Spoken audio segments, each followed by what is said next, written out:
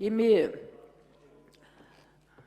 Улан Ветибаевич эң татаал, оор, жүрөгө өткөн, көп суроолорду талап кылган, бүдөмүк жоопторго жоопсуз калган мыйзамдарды дайыма алып чыгасыз да.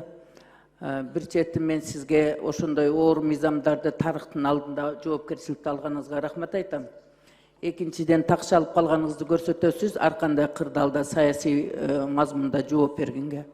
Үчүнчүдөн, көп деле жакшы мыйзамдар эмес да, сиз алып чыккан мыйзамдарчы. Бул деген тарых алдында жазылып кала турган нерсе. Экинчи маселе, биз 4 жыл бою, Кудайга шүгүр, башталганда Талат Мамытович менен да жакшы иштештик. Андан бери азыркы биздин учурдагы төрагабыз Нурланбек Тургунбек уулу менен дагы аябай ар тараптуу компромисске барып, 90 депутат менен жакшы төрага болуп бердиңиз. Вице-спикерлерге дагы биз аябай кеңири мүмкүнчүлүк бердик. Ачык айтып коюшубуз керек. Андан кийин биз азыркы төрагабызга рахматтан башка эчтеке айтпайбыз. Себеби жетишерлик мыйзам чегинде бардыгын ынтымакчылыкта, беримдикте алып бардыңыз. Ошондуктан сизге биз ыраазычылыкты билгизем. Мен өзүм атынан дагы, менимче калган депутаттар деле кошулат болуш керек. Жүрөгө өткөн маселе, биз ошол вице-спикерлерди төргө отургузуп, мүмкүнчүлүк түзүп бердик. Сизге колуңузга кол, бутуңузга бут болуп, канат бутак болуп, парламентти башкарганга. Анан эми мына демилги көтөрүп келген 32 депутат жөнүндө айта турган болсом, мен жекече эч кимге талкуулабайм, бирок өтө коомчулукта болуп аткан өкүнүчтүү маселе.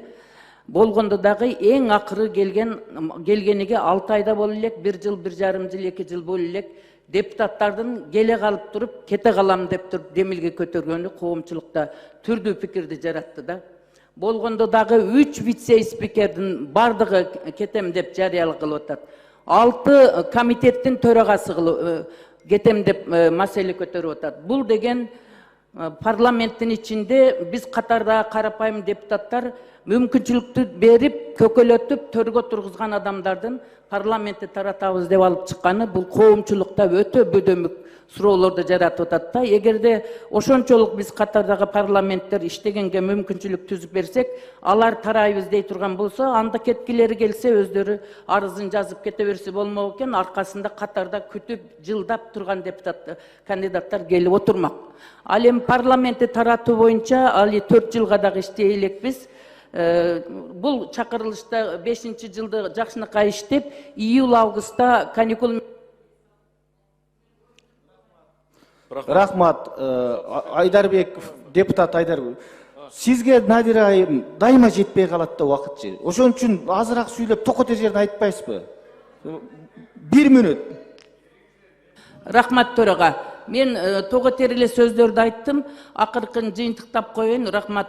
Ошондуктан мен айтам, эми ушунчалык болуп калды. Июль-августта эс албастан ошондо шайлоодо өткөрүп, сентябрда кайра келип калса деле болмок. Эми ушунчалык маселе болуп, комитетте болгондон кийин мен бул мыйзамдын долбоорун колдойм.